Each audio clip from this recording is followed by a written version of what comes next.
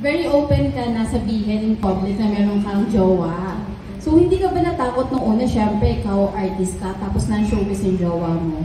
Tapos, di ba, parang sinasabi ng ibang fans na mas bagay ganito dapat kasi ka-love team, gano'n yung love team ano sa Philippines.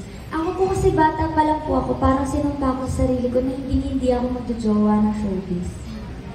As in, bata pa, bungi pa lang po ako. Marami akong crush, lahat ng mga trabaho kong artista crush ko nung bata po ako.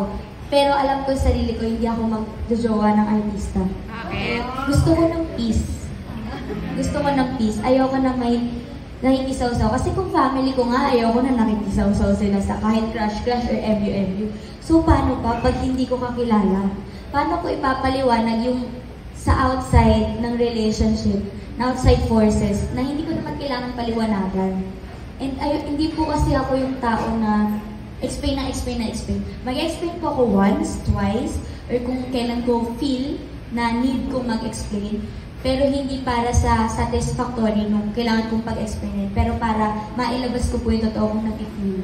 So if feeling ko if sa showbiz ako nagkaroon ng love life, hindi ako matatahimik. Kahit simpleng asaran lang namin or inside jokes lang namin na irapan, baka maging issue. Baka, alam niyo po yun, parang mami-misinterpret at mami-misinterpret po. And siguro, isa po sa factor na bata pa lang ako, napakarami ko na naka-work. And nakikita ko paano sila. Kung ano yung difference ng may asawa na hindi showbiz and may asawa na ka-work na. Siguro yun po, malaking factor yung mga nakakatrabaho ko ng bata ako. Observant po kasi ako simula ng bata ako. Kaya na-observe ko po na, mahirap pala pag pareho kayo may spotlight. Okay na yung isa, tas